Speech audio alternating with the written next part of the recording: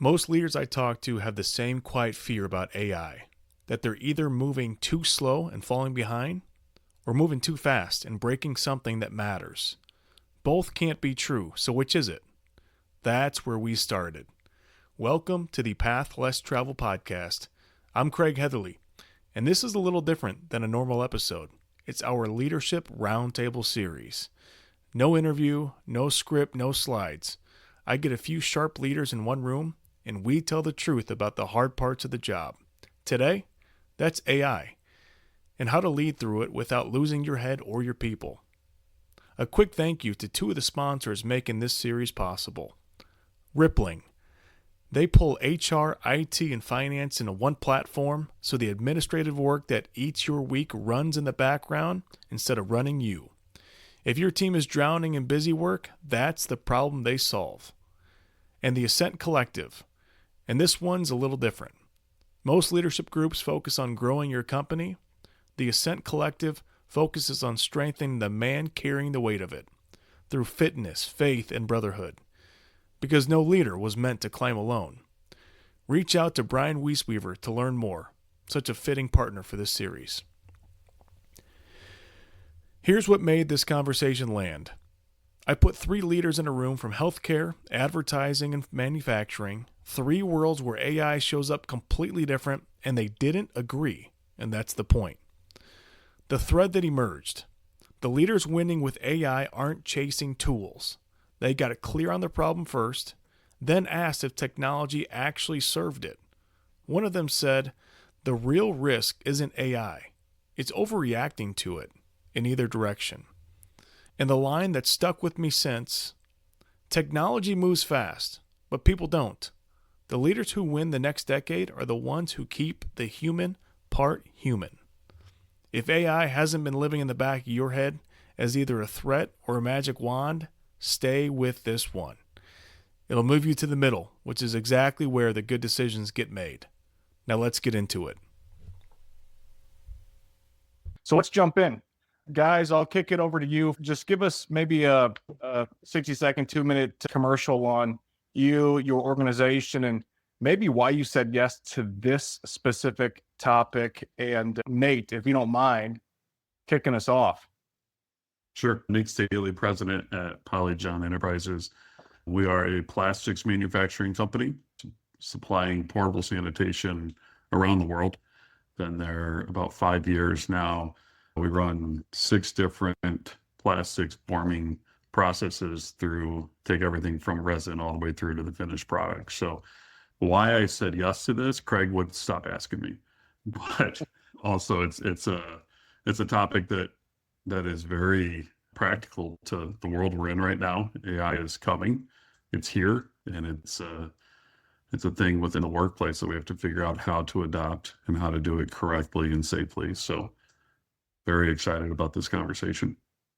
I'm Kelly Ball. I am the CEO of Pathfinders. Pathfinders is a marketing communications firm. We've been around for nearly 5 decades here. We're local here to the Michiana area. I know our regional chamber folks would hate us saying Michiana, South Bend, Mishawaka area. But, and really our goal as an agency is we want to be our client's favorite agency partner. And the heart of what we do is we really help brands and organizations tell their story to the world. So that may be through whatever channel it is or whatever audience they have. That's really what our job is. Why I said yes to this is this is a topic I'm very passionate about. I got a chance to be on Craig's Path Less Travel podcast, and we talked a lot about AI during that topic. So I think this naturally fit with me. It's something that in our business, AI knowledge work is one of the areas that people talk about getting disrupted significantly. Our organization and what we do is knowledge work. So this is a topic I've been trying to embrace myself, have our organization embrace and understand. And I think it's something we're at just the cusp of understanding what we can do with it. And the more we're talking about it, the more leaders are sharing what's going on with it, the more value we all get out of it. So I'm excited for this discussion, and we'll see where it goes. I'm Kreg Gruber. I'm the CEO of Beacon Health System. Beacon Health System is an organization of healthcare providers across northern Indiana, southwest Michigan, and about 11,000 employees who are in your communities doing great work to take care of you and your families. And I'm proud to be part of that organization. Reason I did this is it's an important tool to augment the work that we do. And as most of you know, and probably have felt at one time or another, healthcare is extremely expensive, extremely complicated, and it's our job to figure out how to make that more accessible, less expensive, and less complex for people. And we believe artificial intelligence is one of those tools that's going to help us dramatically as we move forward. So we've got to be using these tools wisely as we go into the future. So I'm glad to participate today, and thanks, Kreg, for the invitation. Well, I guess my opening question is what's something that your organization is actually doing with AI? Not evaluating, not curious about, but have actually implemented organizationally or even just you individually. And then also, what surprised you about how that's landed within your team? I'll jump in. So we have been, so for us, like our realization of it has been able to be like a great assist mechanism for a lot of the things that we do. And how I would describe it, let's say we're photo retouching a photo, which used to take lots of manual, like if you were doing some retouching, you do lots of little clicks and clean something up. Now you can just tell the AI, hey, clean this up, and like it'll just do it for you. So that's what we're seeing on the creative side, on the copywriting strategy side. Again, it's a collaborative tool.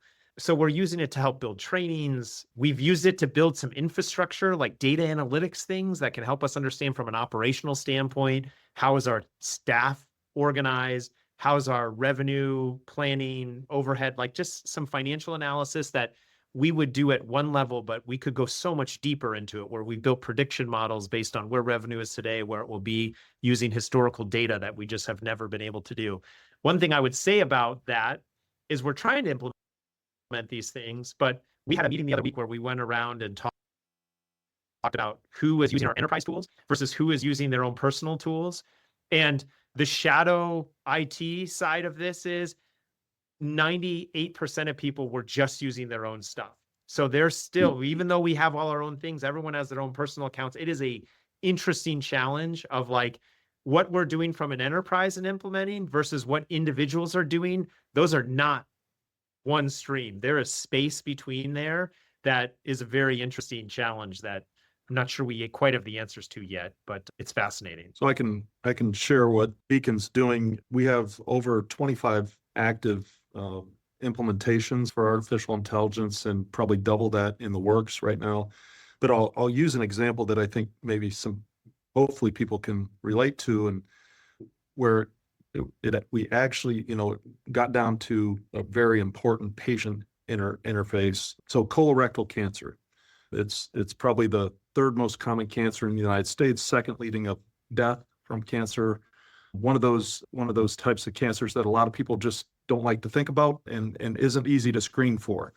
And so we knew that there's a gap in care right now in our communities for screening for colorectal cancer, which is usually a colonoscopy. Right now, there's a shortage of GI physicians and people who can actually provide that service. Long wait times to get in to see your GI provider for a scope. So we started trying to figure out how do we address this gap. So we actually found a tool, an artificial intelligence tool that could cull our data, our patients' data that we have, to say who is eligible in this time period for screening for colorectal screening. We then worked with one of the vendors of the at-home test kits, identified those patients. We mailed out 6,500 kits to patients, and we had over 2,000 returned. And that resulted in several people being identified as positive, and one patient who was identified as positive, who ended up having a surgical intervention that no doubt saved their life. And that's a real life example where, had we done that work manually, it would have taken forever. And I guarantee you, we probably would have missed some people along the way. Manually, this did this instantaneously. It gave us the information we needed. We got the information out to patients, and kind of that call to action. So that's a way that we saw AI being used for good. And and at scale. And so that's just one example of kind of how we're using it with the data that we have. That's really awesome, Kreg. I'll say for myself personally, it's kind of a thought partner for me. So I use it to just brain dump a lot of thoughts and ideas in, and then have it challenge the direction that I'm thinking or what I think I should do. And AI a lot of times will just agree with you. So it spent a lot of time making it challenge me and training it that I needed to question and really just play the devil's advocate in my thought process on what the right way to move forward with something in the company is, or how to handle a different situation. So it's been very beneficial. I think the surprising part is a lot of the responses and the answers that I end up with out of it were something I should have known and was overthinking. So sometimes it just lets me really back off, get out of the weeds a little bit and look at the situation from the top and understand probably what I already knew, but it helps me get back to the basics. Nate, what you just said fits with part of our philosophy around AI, that it's an augmentative strategy, not a replacement strategy. And Kelly, you were talking about that earlier, that tends to worry a lot of people. And I get that question a lot from staff about, is AI going to replace me? And we talk a lot about how it's augmenting, helping, assisting, supporting versus replacing. It's helping us do things we probably couldn't have done otherwise. Yeah, I think there's this, I feel like a lot of us are individually dabbling with this, like in this, that certainly we're here talking about this. There's a lot of people that have not touched it, right? And are still nervous about it. And I think one of the things that I would encourage others to recognize is, like, we've never had this type of knowledge at our fingertips. Like, we had it in our fingertips, but we had to like go read encyclopedias and go to the library and do this stuff. Like, we have access, the access is universal. We all have this similar access to this. And, I would encourage people to say, you got to get off. What are you waiting for? You need to at least understand this. Because I think that one of the upcoming challenges and I see is just like this gap of, there's going to be the people that have embraced this and understood this and lived with this versus the ones that are shying away from it. And I think that skills gap and that knowledge gap and that understanding is going to be a real thing. And it's going to challenge individuals. It's going to challenge organizations. And so like the train's leaving the station and it's still pretty early on. And I don't know when it's going to be like flying down and it's going to be hard to catch up, but I don't think that's 10 years from now. I think it's going to be much sooner than that, of like the embracing has to start happening now. And I don't feel that anything has fully solved.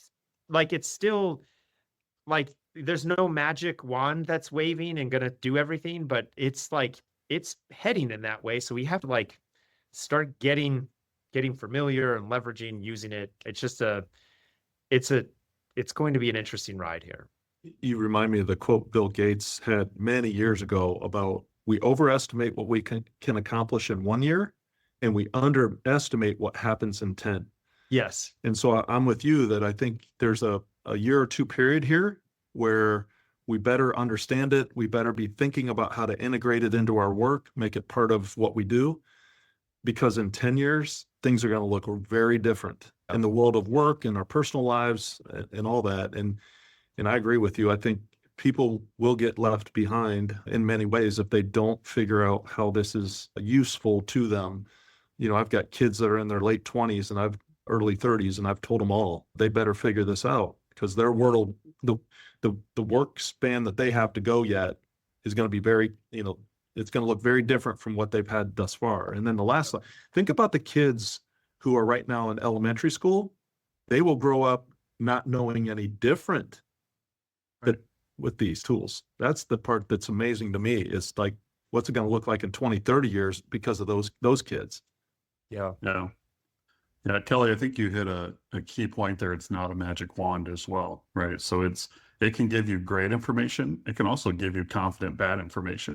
Oh yeah. And so I think a key part that I've been conscious of, especially in the manufacturing side, is if your processes and your systems are incorrect, It's just going to get you the incorrect information quicker by using AI. Kreg and I were talking a few weeks ago that use kind of this 10-80-10 rule, right? You spend 10% of your time putting information in, prompting the system. It does 80% of that work that you used to have to do, but you still need to come back at the end and do another 10% of confirming and verifying that it's accurate and it's what you need and what's best for your employees and for your company. So. Yeah, I think if you have a good process that works, right? Like if your brain, I think about that, and I love that. I use that same thing. It's like that augmentation. It's 10-80-10.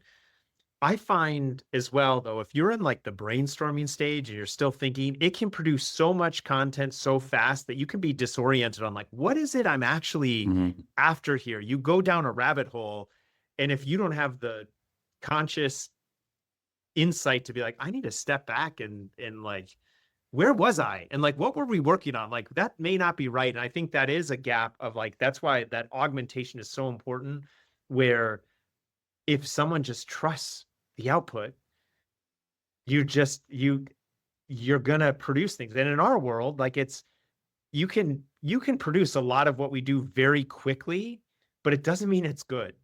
And so I think like, and there's telltale signs of how AI writes and how they organize, and you can have this convergence to the center where everything becomes the same because it's just being produced and predicted by the models. And how you get teams and folks to understand how to use it, how to engage with it, how to leverage it, that literacy side, I think is an understood thing, because we're all trying to become literate. So we don't know how to teach others yet how to do the same thing. And that's something that I think about a lot, is that change management and like, how do you bring people along with this? Because right now it's everyone bringing themselves along for at least an organization our size. I bet others are doing a better job with it than we are, but that's a gap that I think we currently have. You know, I think organizations should have, like, we've developed a kind of philosophy statements and policy around it. For example, a couple of things you guys maybe think about was, you know, this notion of always have a human in the loop, right? So this notion of agentic AI that can think for itself, make decisions and all that. I would say at Beacon, we don't see us turning things over and saying, hey, we're good, take care of it. There's always going to be a human in the loop. Yeah. For the reasons you guys were talking about. AI rarely introduces a new kind of failure, right? I mean, like you were talking about processes, we have process failures all the time now, right? So if all you do is give AI a bad process, what it does is it can do it so much faster, right? So it's going to cause the failure so much faster, and it can have, I think, even bigger implications. I don't know if you guys saw on the news that company Pocket OS, which was a software company for rental car companies, and it turned over its maintenance to an agentic AI agent, and it essentially wiped out their database. Yes, their entire database. Yeah. Yes, wiped it out because they didn't have a human in the loop, and it basically shut them down for like 30 days. And that it's a good example when you essentially turn it over to AI, and we don't fully understand why it does what it does and how it comes to its conclusion, because it guesses sometimes, right? It infers. The way that those systems work, it'll take information and infer the next thing, which is a guess, which is, you know, that's actually like humans, you know, we humans, we sometimes guess. And so that human in the loop concept, I think, is really important, that there's kind of a check and balance, because ultimately we talked to our leadership about this, and I said, you know, we're going to use these tools. They're going to be part of our organization, but a human's going to be responsible. The leader has to own the decision. And as a leader, you have to, you know, you might take what AI says, right? Because it's very helpful, but ultimately it's not AI who did it. It's the leader who did it. And I think that's another important principle is we told our leaders, I don't ever want to hear, well, AI said. AI might have provided the information, but you as a leader said, you as a leader decided. Yeah, I think it forces you as a leader to ask better questions of both your employees and of the AI, whatever you're using on the AI side, right? You need to get back to just challenging things. not take it at face value, like you're saying, Craig. And so it changes leadership a little bit too, because at the end of the day, you're still responsible. You're not going to fire chat. You might switch over to something else, but you know, it's going to weigh on you at the end of the day that you didn't vet out that information and ask the right questions to everyone that's involved to get to the right answers. Right. I'm curious how you are making decisions on what tools to pursue. I think, Craig, your world's probably pretty interesting because, you know, you may have, I don't know, there's thousands of options, right? Everyone has some type of AI built into things. And I'm curious of how you guys are processing that and making those decisions of what's worth pursuing. Yeah, we have I'll say, I'll call it the first kind of the foundational issue is we have a clinical platform, right? Which is Oracle Systems bought Cerner, which was in the EHR. So it's all part of Oracle, which is a huge, software and applications company, right? So they have, as you said, Kelly, built in some features and they continue to build them in. And we happen to be a beta partner with them. So we signed on to say, hey, look, we want to be kind of in the design process with you to make sure these things work the way they should work for our clinical folks, right? I mean, having a tool that doesn't work isn't any good. So it starts with kind of that basic, okay, we've got our main platform, which is Oracle, and what they have. We then but they don't do everything. So then we look for other, what I'll call bolt-ons that may provide a very specific function that we need at the time that takes the data that's in our systems, uses that data to run its algorithms or its process to give us the output we're looking for. And we have that, like I said, the ones we have in the works right now, several of them are bolt-ons. They're different companies. And we know that some of these may be a 2 to 3 year use. So whereas the life cycle of software used to be, 5-10 years, it's now 2.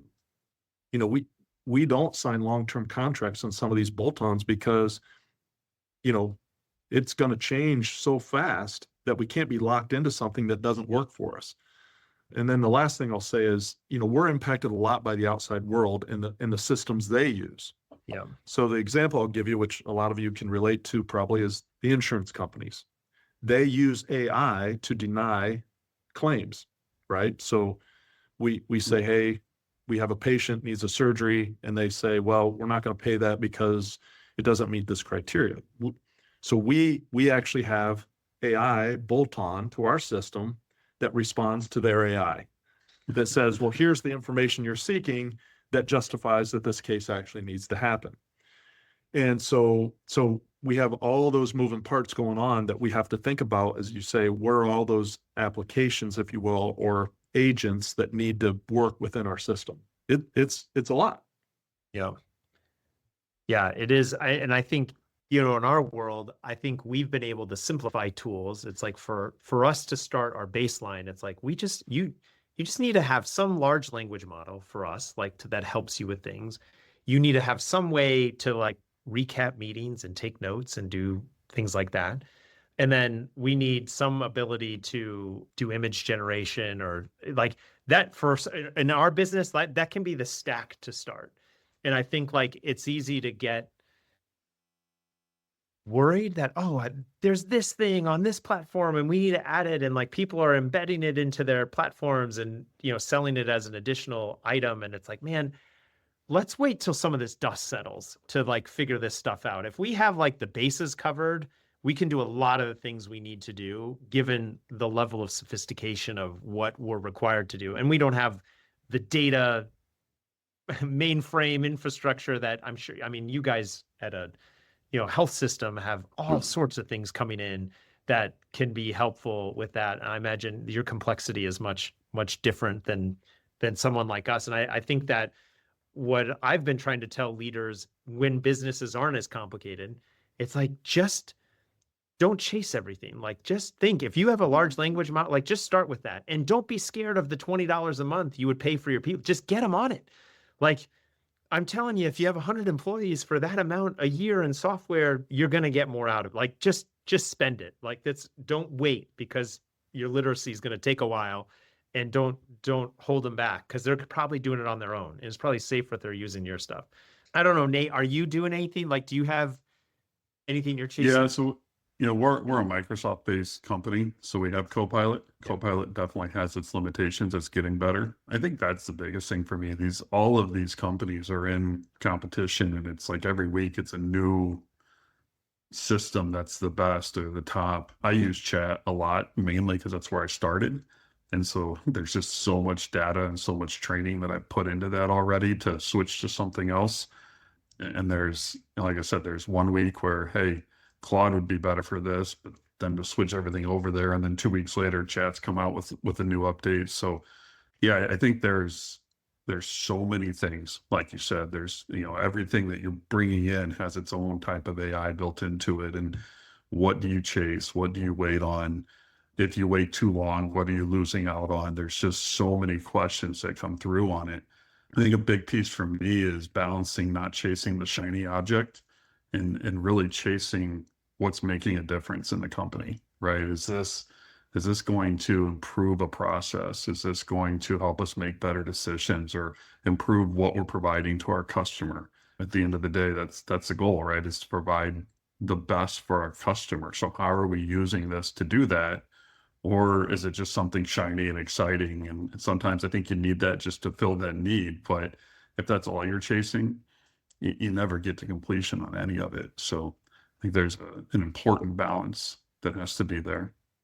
Well, knowing what you're solving for, Nate, is what I heard you say, Yeah. right? What's the problem? Yeah. What are you really trying to solve for? Because, can it be fun to use AI, and is it interesting, and does it produce a lot of interesting things and knowledge and all that? Yes, but from an organizational standpoint, it should have very, very specified purpose. We tend to, we have a governance. We actually have a IT governance kind of group that, people from across the organization, clinical, the business side, right, that all kind of come together to review all this stuff and help us make good decisions. But we tend to break it into 4 categories, because they each, I think, present a different approach to a type of problem to solve for, and a different approach that's needed on the backside, right? So there's kind of this notion of self-service, which is kind of Copilot, that you can get on and ask it yourself, and it can go pull from either the world of information, right, the web, or the internal work of that you have within. The second is kind of robotic process automation, right? So RPA, it's automating process, very rules-based, trying to solve a specific thing. The third is, we're starting to get into this whole digital employee. How do you take those, we were talking about those mundane tasks, and how do you take those and digitize that work so that it makes it automated and moves it out of skilled labor's, realm. And then there's, kind of these complex agents, which I was discussing before, that interact internal, external, have to run through reams of information and do calculations or analysis and come up with a conclusion and, provide information back. So, we kind of break it into those 4 categories, knowing that there are going to be different tools for those different approaches. And Kelly, like you said, we don't want to do any more than what we should, because, oh, by the way, none of this is cheap. Yeah. Yeah, I saw, Claude's been all the rage lately, and how Claude Code and software development, the ability to use Claude Code, and now one of the recruiting techniques in Silicon Valley and elsewhere is you have an unlimited Claude token budget. So like you can, and then some organizations are using like a scoreboard for how many tokens you've used this day or this week or this quarter. And it's very expensive. I mean, I've heard stories of someone spending, like, their token budget is like $100,000 a week of what they're spending on these tools. So yes, what felt like infinite compute is not infinite compute. There is a cost associated with it, and it's going to be throttled, and you got to figure it out. What's interesting is like, how do you budget for this? You know, there's all this stuff coming, and I've from our perspective, we have not replaced tools. Like, this has been a plus for us. Now and I don't know if you guys are looking at this as, hey, this is in addition, and it's just part of our technology or CapEx or whatever you're spending on. But like, the budgeting for this and the costs and how you can control it, I'd be interested to think of what strategies you guys are using for that.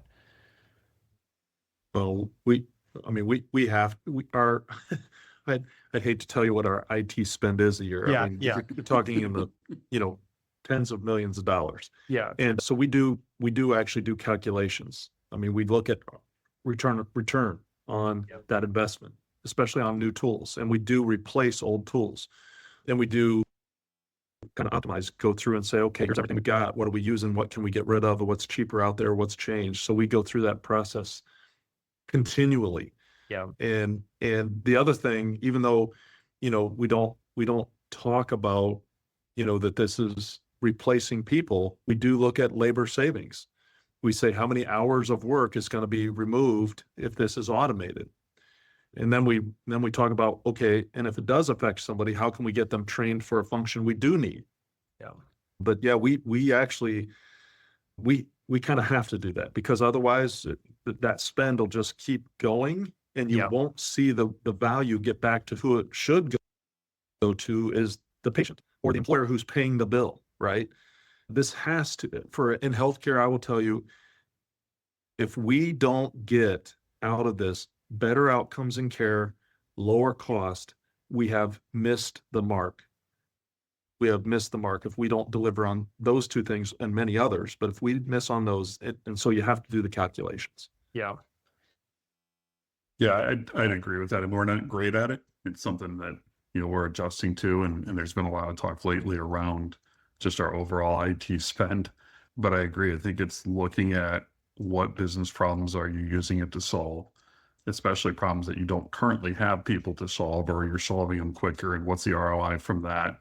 Cleaning up data, cleaning up processes, that all is going to have an end effect to make the company better. Using it to train your people to do their jobs better. And obviously at the end of the day, is it supplying a benefit to your customer, whether that's through higher quality, quicker responses, more accurate forecasting. There's so many things in the manufacturing world when we're trying to supply our customer that this can really help us with. How to measure the ROI on that, as this is changing constantly, is tough, but it's something we have to figure out. I don't know about you guys, but we can't find enough people, right? So I've told our group, we won't win with a people only strategy for the future. Yeah. We won't win because the people aren't there, right? To replace the people that are leaving the workforce or who haven't chosen healthcare as a career, right? They're choosing digital, they're choosing, other fields. And so for us, we have to figure out, how do we get some of that work done digitally, automated, because there isn't going to be somebody in line to take the job. That's going to be I think, and again, there's a return on that, right? Because we did a calculation on what I would call some manual work on paper filing, essentially we have a lot of, we still, and you guys will think this is in this day and age, but we still get faxes into the organization, right? Because not everybody's on our record. Physician offices, sometimes, they send it, so they fax paper to us. We have to get that paper into the record. We have over 65 people across the organization who do nothing but try and get that information into our records. The question is that really value-added work? That information should go into the record without people having to touch it. Yeah. I would like to take those people and put them in the people jobs we have open, like medical assistants, certified nurse assistants, phlebotomists, x-ray techs. I mean, we have hundreds of jobs open like that. I need to get the people away from, as you say, some of the mundane kind of everyday tasks that could be automated, and get them in the real jobs that matter, which is taking care of people, right? So I know that we again have to use these tools in this way to be more effective. Yeah. Guys, let me jump in here real quick, as we've got about 5-6 minutes before we open up for Q&A. I guess as you guys think through the moment you wake up or the moment your team gets up to the moment the day ends, what are you using? What is your team using as it pertains to AI? And how is it impacting your world, either through the lens of just an individual as a leader or as an organization? Like, just, give them something a little bit more practical, more granular on like how this is impacting your world. I'll Go jump ahead. in real quick. So I think somebody mentioned the word thought partner. Yeah. So I think administratively, we encourage people to use that as a thought partner. So I'd say that's on the administrative side. On the clinical side, our physicians are using ambient listening, and it's kind of essentially a note taker, but it essentially creates the clinical note and soon to do all the ordering of the prescriptions and kind of referrals of testing and all that sort of thing. So there are both administrative and clinical functions. So we're a Microsoft organization. So Copilot is our I'll call it the administrative tool for the general use. And then the other tools that we have, most people aren't going to want those. They're, very specific tools for clinical and kind of business functions in healthcare. But I would say Copilot's the main use that we have. And so hopefully that's helpful, Kreg. Yeah. So for us, we use both ChatGPT and Claude as our platforms that we, as an organization. I'm a heavy chat user since it came out, and I have switched. I'd say I'm probably 80% Claude now, 20% chat is what I use. I often use them together. I'll get outputs from one and I'll share it through a different lens through chat, and like that'll help me as that thought partner. I'll work with that. I personally use Claude Code a lot to help build apps or different things that I can prototype and share with folks. Like if I have an idea for something, I'll prototype it and then share it with the team to help implement or build. So, I think that we are also a Microsoft shop, but our tools that we give our team, we offer them kind of choose your own adventure, but you can either be on Claude or you can use chat. And we don't even, like, Copilot isn't even something we talk about here. Just given what we are producing, it's not there yet. It can't really help us yet because it's basically built on ChatGPT on a different version of it. So it's better to just go to the source for us. So those are our what I would say I'm using it frequently. Yeah, for us, it's not rolled out as far as I'd like it to be. Obviously, a lot of work to do there, and I don't think that'll ever end as this continues to develop. But Copilot, the advantage for us is it does connect into our ERP system. So pulling customer data and sales data and stuff directly from that is helpful. I still probably spend 95% of my time in chat. Again, just there's so much there. So it's a lot of moving information back and forth. We utilize it for recording meetings, creating to-dos out of it. It's interesting the things that you miss that it does catch or pick up on. So I'll utilize that then to prep for a one-on-one with my different reports and just give me a recap of our last meeting, any to-dos, anything outstanding. It saves me time of forgetting or missing something, and also trying to go back and look through my notes. Sometimes I can't read my handwriting, so that's helpful as well. So I sometimes experience anxiety that I'm not doing enough with it. Like I'm not like, oh man, I'm not using cowork this way, or I'm not doing enough agentically. And like, it's interesting because I imagine, I think when I got my Chat GPT Wrapped report last year, I was in a very high percentage of users in the world. I hate to admit how high of a user I was of it, but at the same point, it's like I'm still feeling anxiety that I'm not doing enough. And it's like, it's very interesting. I feel this sense of urgency, but also this, like, you got to do this right. And you got to and so calming the voices in my head to be like, it's okay. Like, but also, what are you doing today? Like, how are you moving this forward? It's like a constant friction that I experience with this stuff. And it's not helping any of my gray hairs stopping from coming in on my head. I'll tell you that. Well, and I think to the title of your podcast today, that not overreacting, right? That was part of I think that's what Kelly's talking about is an important tension that exists, right? It's this knowing that there's this wild potential out there, but not overreacting, not moving too fast, not being wasteful with your time, energy, and resources as you get into it. And we talk about that a lot, and it goes back to Nate brought up it. I think the best use is when it's very specifically targeted, and you're very focused on exactly what you want to get out of it. I think it has real power, but left unattended, it can also be disastrous as well. Yeah. And so I do think your title was a good one of this, let's not overreact. Let's recognize for what it is. Let's move at a pace that makes sense. Let's stay current. I think, I always go back to how did I learn WordPerfect or Lotus 1, 2, 3, right? You played with it. Yeah. Right. You learned it as you went, and that's probably never going to change. And that's happening in the world today with these tools that are out there. People are experiencing it and learning it. And I think that's a great way to kind of not overreact, get into this, get people familiar with it, and then begin, as Nate said, to really start to focus in on where can we make a difference with this and get the output that we want. If you've got an attendee, if you've got questions, feel free to start submitting them right now. And while you guys are thinking through that, just real quickly, guys, the words thought partner has been brought up several times. What does that mean for you? How are you using it as a thought partner? Nate, you mentioned it challenges my thinking.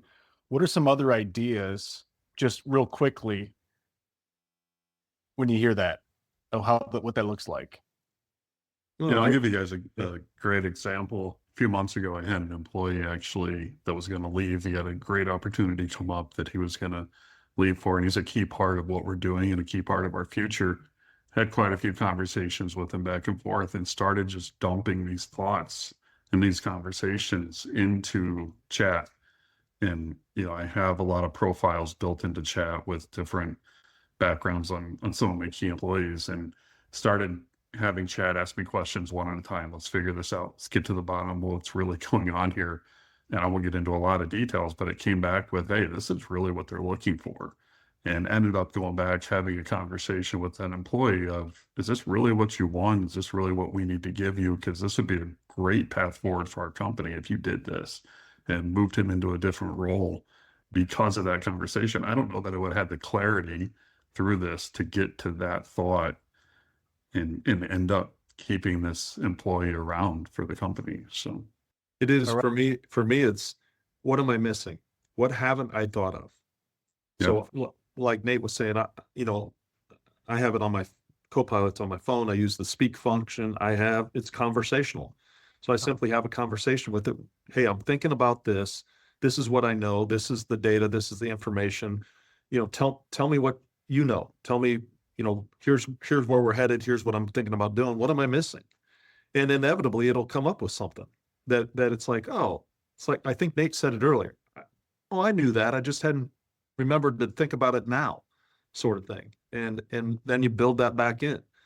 So that's one of the simple ways that it's just as kind of a kind of making sure you're having the fullness of thought that you should as a leader when you're thinking about almost anything that you're thinking about doing.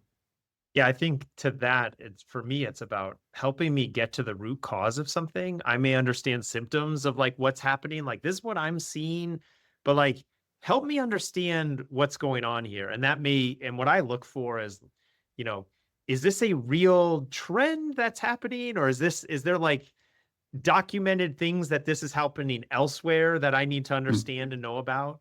I feel like I also use the thought partner is around pressure testing ideas that I have. Okay, what would someone skeptical say about this? How would you react to this if you were sitting in to this communication? Where are there gaps and what's strong, what's weak about it? I'm very, one of my working geniuses, if you guys have read any of Patrick Lencioni's 6 Types of Working Geniuses, one of mine is invention. I love to build things. And so helping me build the structure and the framework around things. It helps like put meat on the bones of like, okay, here's what I'm thinking, but like, how do we bring this together? Whether that's a presentation, whether that's a whole net new thing. So yeah, I get comfort by it, and this can be scary. Like, why are you taking comfort from, a prediction model? But back to like the whole world of knowledge is at your fingertips. It's like, hey, tell me, like, help me understand what may be going on here, and to be able to read a research paper, to be able to understand like this may be the psychology behind something.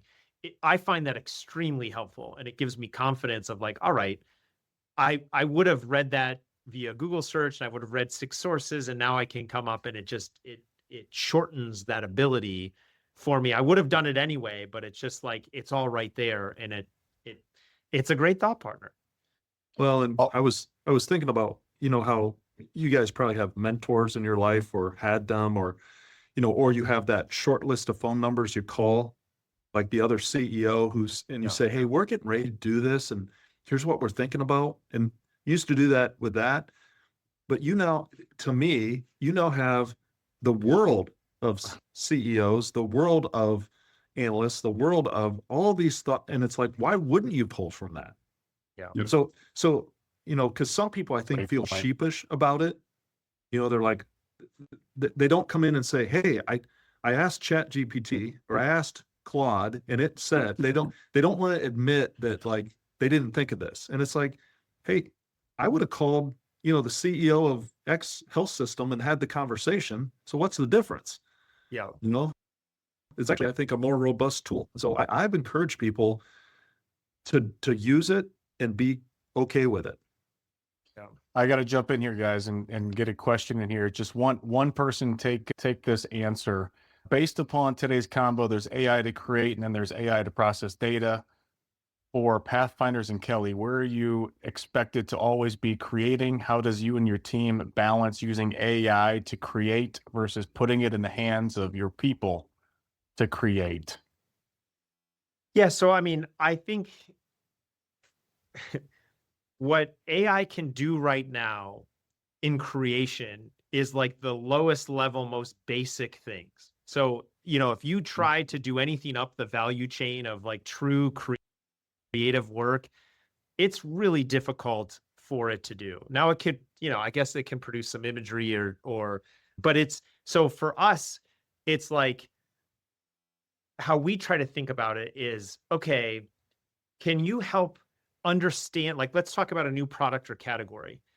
Historically, like our process is, the first step is you have to get smart on it, right? And that may be the product, the competition, the messaging, what other people are doing.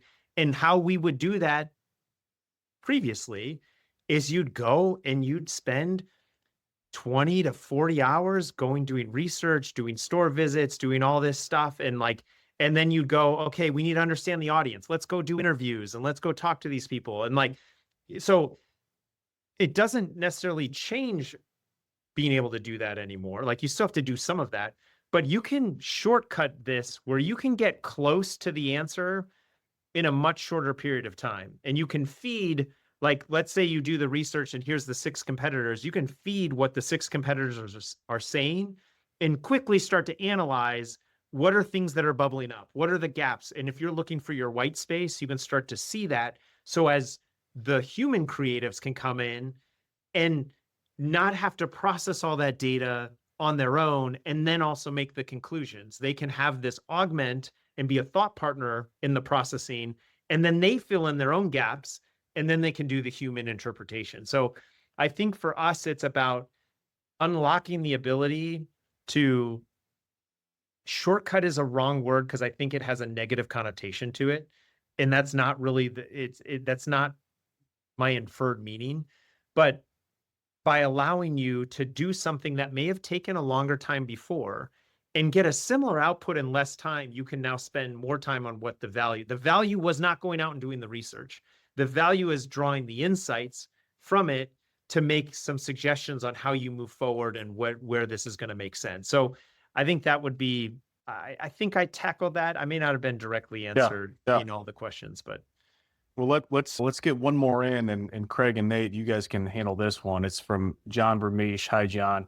My question is, in this new frontier of AI human blended work, what does courageous leadership look like right now? And then I'll wrap this up.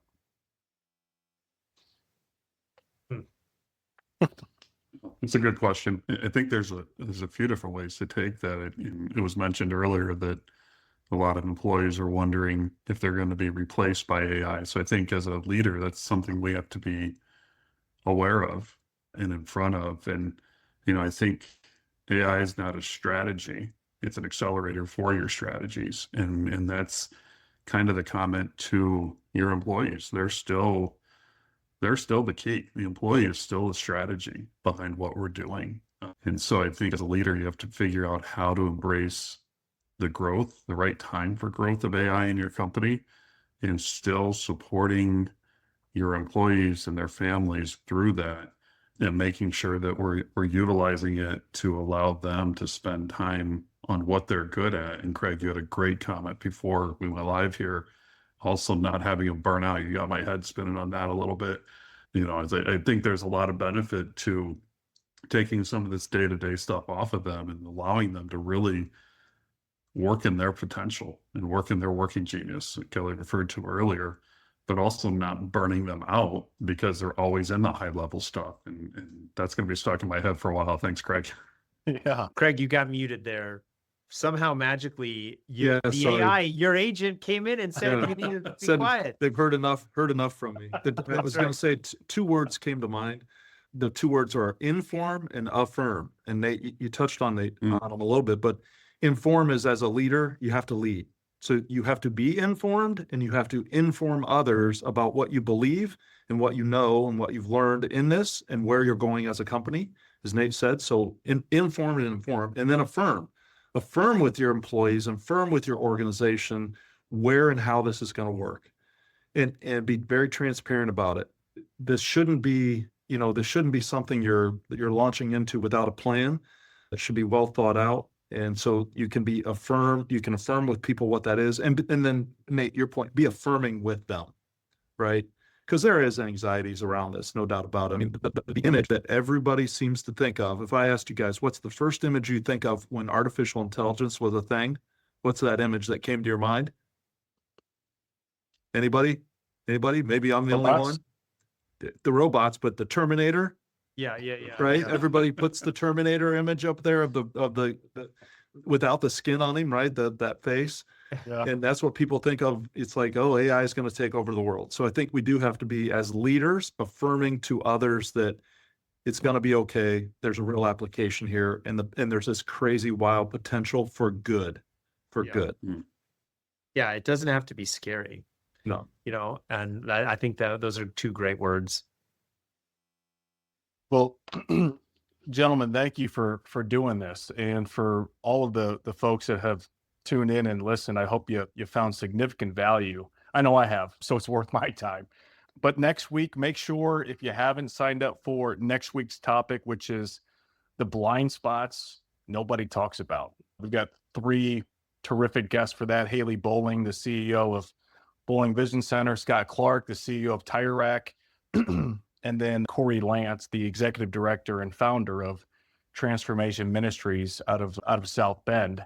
And I want to thank our 2 sponsors again, Rippling and the Ascent Collective, for sponsoring this series. Gentlemen, any parting thoughts? Any maybe give me one takeaway that you have through this conversation that you're going to apply to you or your organization, or just it's going to be on your mind? I love mine. I loved Kelly's. So we're, the whole creative industry is very different from healthcare, right? So I appreciated kind of thinking about how they're using that, and his notion about that the human mind is still the creative mind, and that the limitations right now. And so I kind of, that was learning for me, is understanding how another industry like that is using these tools. So I appreciated hearing that. I think I'm very into your own world, and to hear the perspective of how Nate and Kreg are leveraging this. I think it was good to have a variety of groups because the things Craig's dealing with are nothing like what we're dealing with. And even like Nate, you having an ERP system, like it's just a very different way of what's valuable to you all. So I think it's important for all of us to recognize that we are all different on this journey. And there's not a one way forward on this. So you got to understand what your world is and apply things appropriately to it. Yeah. And be confident. For me, it's the burnout concern, right, Craig? Again, that's going to be in my head for a while here, but I think when I look at it, I think taking these mundane tasks off of people is going to eliminate the burnout. I'm going to get to do the things I enjoy, but there's the opposite end of that, right? I don't get that relaxing moment of just clicking through the buttons that I normally click through or doing that easy stuff. And so you can create the burnout on the other end. So just thinking through how to handle that is going to be huge. Every now and then it's good to mow the grass. Yeah.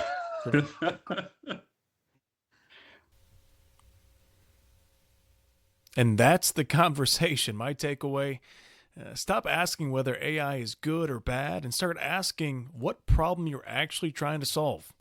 The leaders who stay calm and curious are the ones who will win with this. Thank you again to our two sponsors, Rippling, for taking the administrative weight off your team, and the Ascent Collective for strengthening the leaders carrying it. And if that's you, reach out to Brian Wiesweaver. If this one moved you, share it with a leader who needs it. I'm Craig Heatherly, and I'll see you next time on the Path Less Travel podcast.